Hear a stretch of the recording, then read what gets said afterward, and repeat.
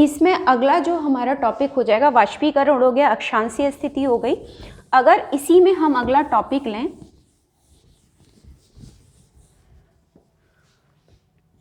तीसरा है महासागरीय धाराएं।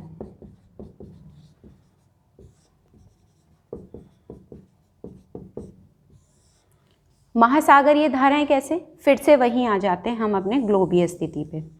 मैंने आपको पीडीएफ दिया है इसका। 0 डिग्री भूमध्य रेखा,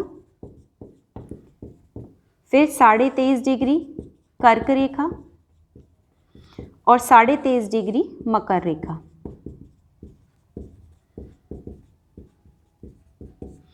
अब इनकी बात करें तो हमारा ये तो हो गई भूमध्य रेखा और ये हमारे हो गया 90 डिग्री ध्रुवीय क्षेत्र, उत्तरी ध्रुव और 90 डिग्री दक्षिणी ध्रुव।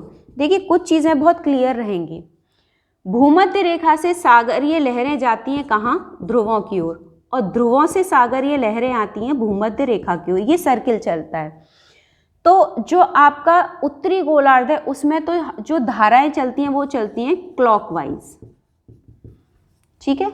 घड़ी ऐसी तो चलती है 1 2 3 4 5 6 7 क्लॉकवाइज। लेकिन अगर मैं दक्षिणी गोलार्ध की बात करूं तो एंटी क्लॉकवाइज। इस तरीके से धाराएं चलती हैं, एंटी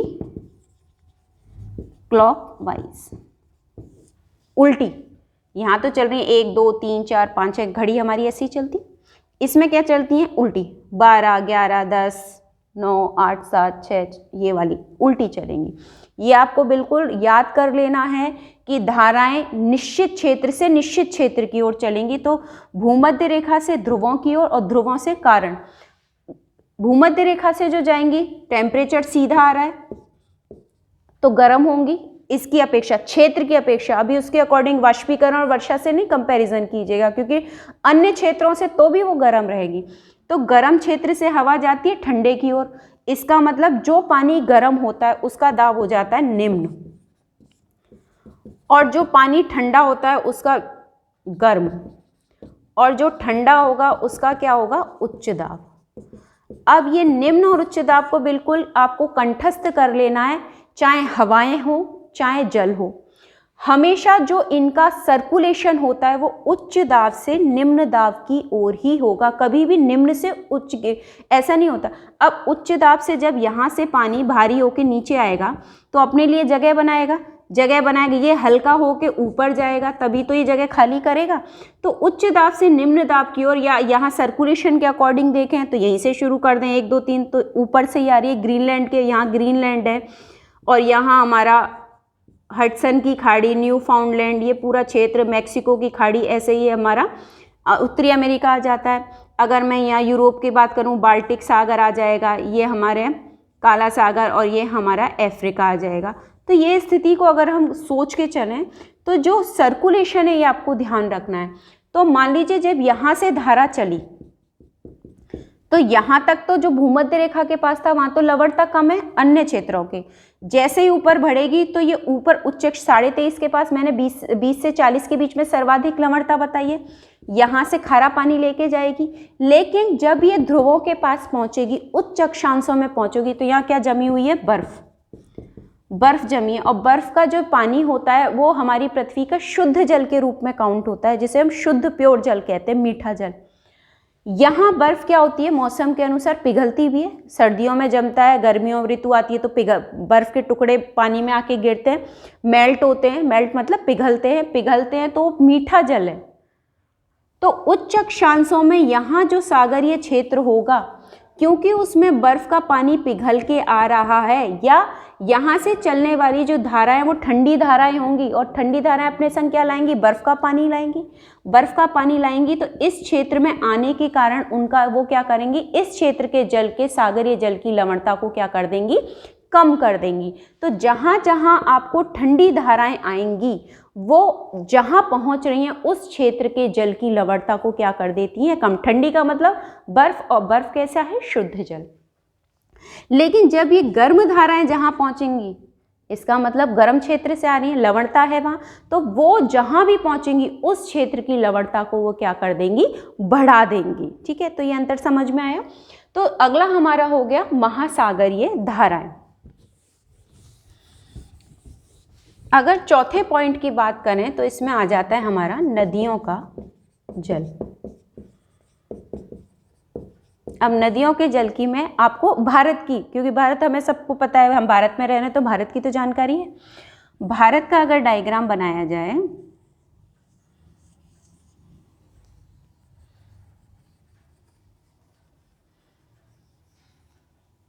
जितने की ज़रूरत है हम उतना ही बना लेते हैं, ठीक है, फिर पूरा बनाएंगे। अभी हमें निचले क्षेत्र की ज़रूरत है।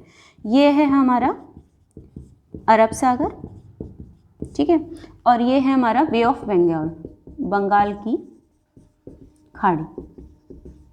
अगर खाड़ी की बात करें, वे ऑफ बंगाल विश्व की सबसे बड़ी खाड़ी है अगर वे के मार्ग के अकॉर्डिंग देखें तो। अब देखिए हमारे यहाँ जितनी भी नदियाँ हैं, गंगा नदी की मैंने आपको बताया था, गंगा रिवर आती है, कहाँ जाके गिर रही है, बंगाल की खाड़ी में गंगा। ब्रह्मपुत्र आ रही है, वो भी कहाँ गिर रही है, ब्रह्मपुत्र, सभी को पता है ब्रह्मपुत्र नदी भी बंगाल की खाड़ी में गिर रही है। जितनी भी भारत की नदियाँ हैं बंगाल की खाड़ी की ओर गिरती हैं, चाहे मैं गोदावरी की बात करूँ, चाहे मैं कृष्णा की बात करूँ, चाहे मैं कावेरी की। ये कृष्णा हो गई, ये कावेरी हो गई, ये गोदावरी हो गई, या मैं महानदी की बात करूं, महानदी, ये सब क्या बनाती हैं, डेल्टा, ठीक है। अपने मतलब जो अपने संग मलबा लेके आती है, जो वो उसको तो किनारे छोड़ देती है और बारीक महीन कणों को गोलीकरण के माध्यम से कहाँ गिराती है, जल में। खाड़ी है किससे जुड़ी हुई है, हिंद महासागर से। अब आपको खुले सागर को भी यही समझा देती हूँ, खुला कैसे है। बंगाल की खाड़ी का जल भी इसमें आता है, अरब सागर का भी जल आता है। और मैं आगे बढ़ा के बताऊँ, इसी को मैं कंटिन्यू आगे कर दूँ तो यहाँ अपना आ जाता है अरेबिया, और इसको आगे कर दूँ तो यहाँ हमारा आ जाता है अफ्रीका। अगर अफ्रीका की आप ऐसे गणना करो, छोटा बना रही हूँ क्योंकि वो तो बहुत बड़ा है। अफ्रीका बनाऊंगी तो अफ्रीका के इधर तो हिंद महासागर, मेडागास्कर आ गया, ये मेडागास्कर, ठीक है। मेडागास्कर तो हिंद महासागर तक लिंक हो रहा है, लेकिन मैं इस अफ्रीका के इधर आ जाऊं पश्चिम की ओर, तो यहाँ कौन सा महासागर आ जाएगा, अंध महासागर। पूर्व की ओर हिंद है, पश्चिम की ओर क्या है, अंध है, लेकिन नीचे से दोनों जल एक दूसरे से लिंक हो गए ना, खुले मतलब इससे भी जुड़ा हुआ है इससे, और इधर जाएंगे चाइना की तरफ तो प्रशांत, तो आपस में लिंक है, इन्हें कहते हैं खुले सागर, जो एक दूसरे से जुड़े हुए होते हैं, ठीक है। चलिए, खुले सागर का मतलब भी आपको यहीं की यहीं क्लियर कर दिया है। अब बात कर लेते हैं हम। अब देखिए ये नदियाँ सागर, हिंद महासागर से जुड़ा हुआ है, ये खाड़ी है, तो जल कैसा, लवणता ज़्यादा होगी ना, इसकी खारापन है, लवणता। लेकिन अगर मैं इसका कंपैरिजन अरब सागर से करूं तो भारत की अधिकतर नदियां कहाँ गिरती हैं, बंगाल की खाड़ी में। कुछ ही नदियां हैं जो कि जैसे नर्मदा और दूसरी हमारी ताप्ती।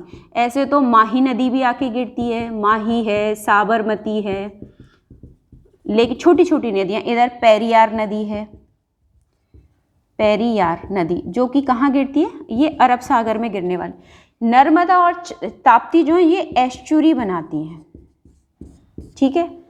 बंगाल की खाड़ी में गिरने वाली क्या बनाएंगी, डेल्टा।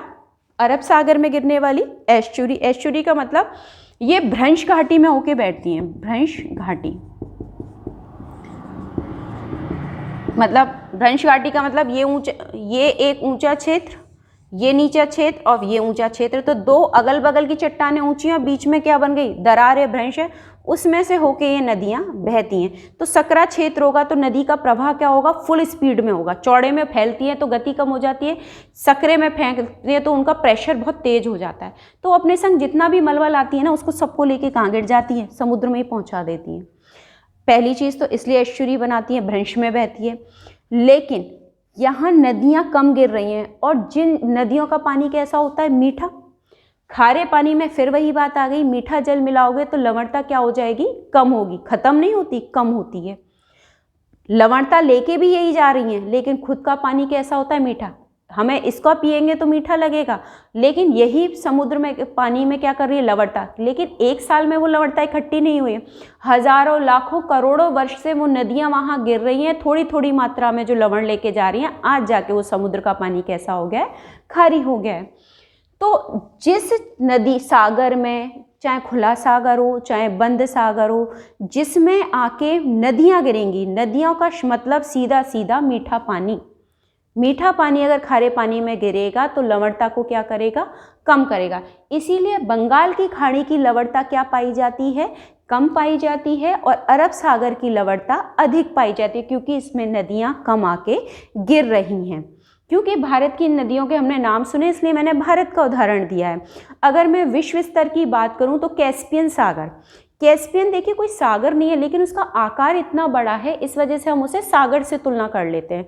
तो उसमें यूरोप की नदी आके गिरती हैं, वोल्गा है, यूराल नदी आके गिरती है। तो नदी आके गिरी इस वजह से वो बंद सागर है होने, अभी मैं डायग्राम में बता दूंगी। तो उसकी लवणता भी क्या हो जाती है, अन्य बंद सागरों की अपेक्षा कम हो जाती है। तो आप ध्यान रखिएगा, जिस भी सागर में, महासागर में, खुले सागर में, चाहे बंद सागर में, जिसमें नदियों का जल आके गिरेगा उसकी लवणता क्या कर हो जाएगी सॉरी, लवणता कम हो जाएगी। तो आपको ये कुछ कारक हैं जो आपको ध्यान रखने होंगे कि लवणता को जो प्रभावित करने वाले कारक हैं, जैसे हिम का पिघलना हो गया। मैंने हिम का पिघलना आपको बताई दिया था धाराओं के माध्यम से।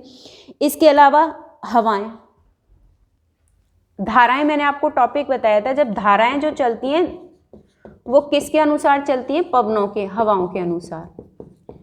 अगर देखिए, अगर मैं हवाओं की बात करूं तो हवाएं हमारे मुख्य रूप से हमारे यहाँ जो चलती हैं वो होती हैं व्यापारिक पवनें, ठीक है। दूसरी होती हैं पछुआ पवनें,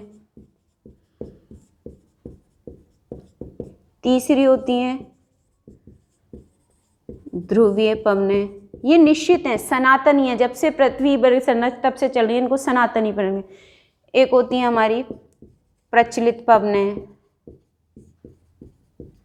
प्रचलित पवनें जैसे हमारी जो स्थानीय भाषा में लू कहते हैं ना, भारत में गर्मियों में जो चलती है, लू चल रही है, तो वो हर जगह अलग अलग नाम है। कहीं ठंडी हवा है तो कहीं बोरा कहते हैं, कहीं हरमट्टन कहते हैं, स्थानीय नाम अलग अलग, फान कह देते हैं, अलग अलग नाम हो जाते हैं। ऐसे ही इसमें हो जाती है हमारी घाटी समीर, ठीक है, पर्वतीय समीर,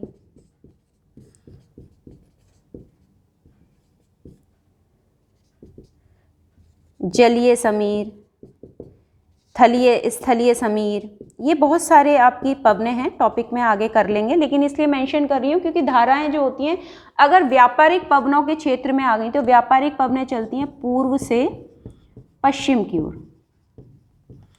तो अगर मैप के अकॉर्डिंग बात करें, ये उत्तर, ये दक्षिण, ये पूरब और ये पश्चिम।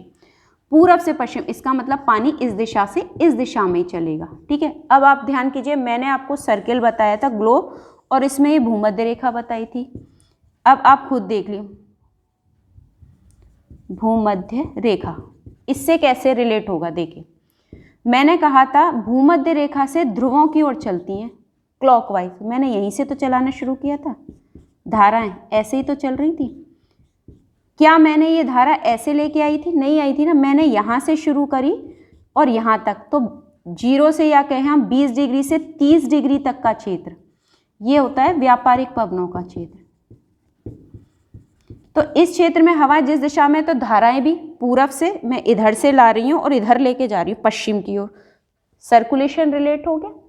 30 से 60 और 65 तक का क्षेत्र जो होता है वो हमारा आ जाता है पछुआ पवनों का। तो पछुआ पवनें चलती हैं पश्चिम से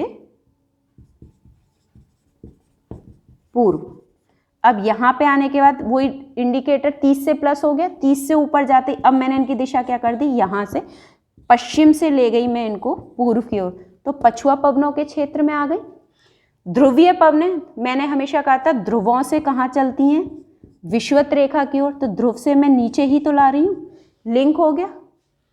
पछुआ ध्रुवीय। प्रचलित पवनें मैंने आपको बताई थी गर्मियों में, सर्दियों में। इसमें अगर एक और टॉपिक आप करें, मानसूनी पवनें,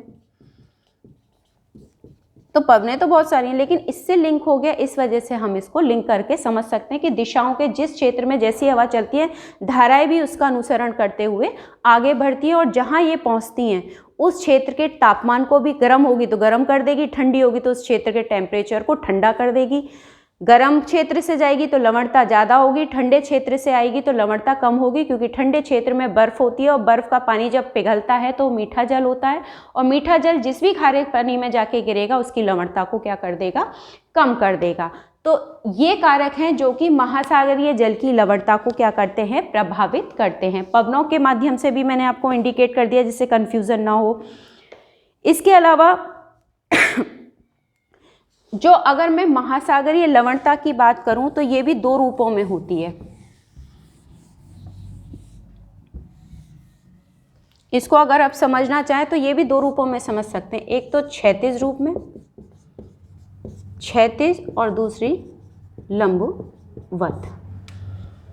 क्षैतिज और लंबवत कैसे होगी, इसके लिए हम अलग अलग ऑप्शन, क्षैतिज को अलग से समझे या लंबवत को अलग समझे। जैसे मैंने खुले और बंद सागर का आपको उदाहरण बताया था, तो लवणता का जो क्षैतिज वितरण है इसको हम समझेंगे। जैसे इसको सीधे सीधे आप रिलेट कर दो खुले महासागर। अब खुले महासागर जैसे प्रशांत महासागर है हमारा, दूसरा हमारा अंध महासागर है, और तीसरा हमारा बड़े बड़े की बात करें हिंद महासागर, फिर तो आर्कटिक अंटार्कटिक महासागर है। लेकिन तीन बड़े महासागरों की बात करें तो सीरियलिटी आकार के आधार पे इनका यही है।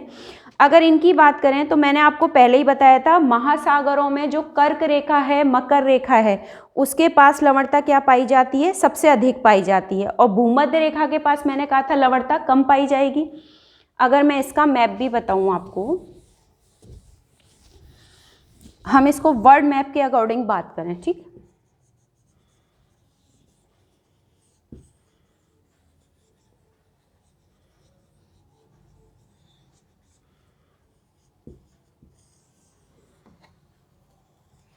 ये नॉर्थ अमेरिका, ये साउथ अमेरिका, ठीक है।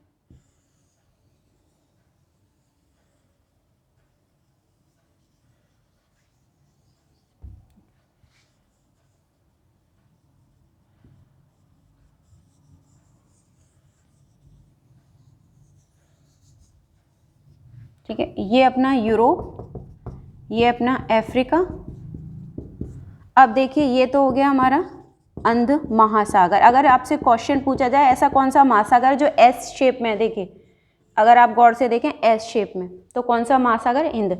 इधर हो गया अपना प्रशांत महासागर, इधर भी आ जाएगा प्रशांत, और यहाँ आ जाएगा अपना हिंद महासागर। ये हो गई वर्ल्ड की लोकेशन, इंडिया कोने में आपका बना ही हुआ है। अगर इसके अकॉर्डिंग हम इस टॉपिक को समझना चाहें कि कैसे वितरण होगा खुले महासागरों का, तो देखिए मैं भारत की स्थिति लेके चलूँ तो यहाँ से निकलेगी 0 डिग्री रेखा हमारी, भूमध्य रेखा, भूमध्य रेखा इंडिया के अकॉर्डिंग खींचे 23.5 डिग्री, यहाँ से निकल जाएगी 23.5 डिग्री कर्क रेखा, क्योंकि राजस्थान के डूंगरपुर बांसवाड़ा जो किशनगढ़ क्षेत्र है वहाँ से निकलती, कुशलगढ़ से बांसवाड़ा का जो क्षेत्र पड़ता है कुशलगढ़ से, वो हमारी कर्क रेखा राजस्थान से होकर निकलती है। और दक्षिण की बात करने तो यहाँ से हमारी ऑस्ट्रेलिया वाला क्षेत्र भी यहाँ पे आ जाएगा, ऑस्ट्रेलिया। और अंटार्कटिका तो दक्षिण में आपको पता ही है, यहाँ आपका मेडागास्कर, ठीक है, यहाँ आपका श्रीलंका ले लेना। ये अपने क्षेत्र आ गए। अब इसके अकॉर्डिंग जब हम बात करें कर्क रेखा, तो मैंने आपको पहले ही कहा था कि 20 डिग्री से 40 डिग्री के मध्य, 40 और 20, यहाँ सर्वाधिक लवणता पाई जाती है, ठीक है। ऐसे यहाँ मैंने 10 डिग्री से कहा था, 10 डिग्री से 30 डिग्री, तो 23.5 है, थोड़े सा आगे बढ़ा दीजिए, यहाँ पे सर्वाधिक लवणता पाई जाती है। क्यों? क्योंकि ये जो बचा हुआ क्षेत्र है, जो हमने ये छोड़ा है, ये क्षेत्र, ठीक है, इस क्षेत्र में सूर्य की किरणें सीधे पड़ने के कारण जल ज़्यादा है, जल ज़्यादा है तो वाष्पीकरण होगा, वाष्पीकरण होगा तो वर्षा होगी, और वर्षा होगी तो लवणता कम। दूसरी बात, ये सब आपस में लिंक है, देखो यहाँ से लिंक करेंगे तो अंदर से लिंक हो जाएगा, नीचे से, ये तो मैंने बना दिया, लाओ इसको छोटा कर दे, तो इसका जल इससे मिल रहा है, अंध का हिंद महासागर, और हिंद का दोबारा से प्रशांत से मिल रहा है, तो आपस में क्या है, खुले हुए सागर हैं, एक दूसरे से इनमें संपर्क बना हुआ है। तो संपर्क बना होने के कारण ही इसको क्या कहते हैं, हम खुले महासागर कहते हैं। तो वर्षा होने के कारण भी लवणता की दर क्या हो जाती है। और देखिए जब बारिश होगी, वर्षा होगी तो वाष्पीकरण की दर क्या हो जाती है, कम। जहाँ आर्द्रता रहती है वहाँ वाष्पीकरण।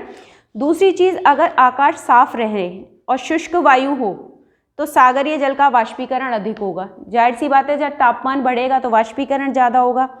तो लवणता की मात्रा जो है वो 36 से 37% के लगभग पाई जाती है। अगर मैं इन क्षेत्रों की बात करूं, इस क्षेत्र की, तो यहाँ लवणता का जो प्रतिशत है, देखिए औसत तो मैंने 35 बताई है, लेकिन इस क्षेत्र में होती है 36% से 37% लवणता इन क्षेत्रों में देखने को मिलती है। खुले सागरों की मैं अभी गणना आपको बता रही हूँ कि वैसे एवरेज 35% है, लेकिन खुले सागरों की प्रतिशतता हमें ध्यान रखनी है कि लगभग, कंफर्म नहीं बता रही, कई बार बढ़ जाती है, कई बार बारिश की मात्रा पर निर्भर करती है। विषुवत रेखा के पास, बार बार कह रही हूँ, भूमध्य रेखा के पास लवणता कम पाई जाएगी। जिन क्षेत्रों में नदियों का जल गिरेगा वहाँ लवणता कम पाई जाएगी, ठीक है। तो मौसम अगर आर्द्र होने लगता है तो वाष्पीकरण, देखिए जब अपने यहाँ ह्यूमिडिटी बढ़ती है, चिपचिपाहट बढ़ती है, तो उस समय वाष्पीकरण कम होता है। वाष्पीकरण कम होगा तो बारिश की दर भी क्या हो जाती है, थोड़ी सी कम हो जाती है। तो उस वजह से भी लवणता पे प्रभाव पड़ेगा। मैं बारिश से कनेक्ट करके, आर्द्रता से कनेक्ट करके आपको टॉपिक समझा चुकी हूँ। अगर बात करें ध्रुव के पास हिम पिघलने से, मैं आपको, अगर हिम पिघल के आएगी तो लवणता में कमी होगी। तो जो हिम क्षेत्र हैं वहाँ पे जो लवणता, मान लीजिए मैं यहाँ ग्रीनलैंड और बना दूँ, ये ग्रीनलैंड, तो ये जो क्षेत्र हैं हमारे उत्तर वाले, ये वाले क्षेत्र, ठीक है, ये क्षेत्र को अगर मैं मेंशन करूँ तो यहाँ बर्फ जमी रहती है, ध्रुवीय क्षेत्र, ये बर्फ है। तो यहाँ जो लवणता का स्तर होगा वो 20% से मात्र 30% के बीच ही पाया जाएगा। मतलब मीठा पानी और ठंडा पानी आने के कारण लवणता में चेंज आ जाएगा। तो ये भी आपको ध्यान रखना होगा। दूसरी बात, अगर बात करें कि आंशिक रूप से जो समुद्र घिरे हुए हैं, मैंने कहा था ना, एक तो खुले सागर और एक बंद सागर। जैसे भूमध्य सागर की बात करूं, या मैं लाल सागर की बात करूं, या मैंने फारस की खाड़ी की बात करूं, यहाँ लवणता क्या है, ज़्यादा पाई जाती है। अब आप काफ़ी बच्चों को भूमध्य सागर, लाल सागर ये नहीं पता है, इनके बारे में चर्चा करें।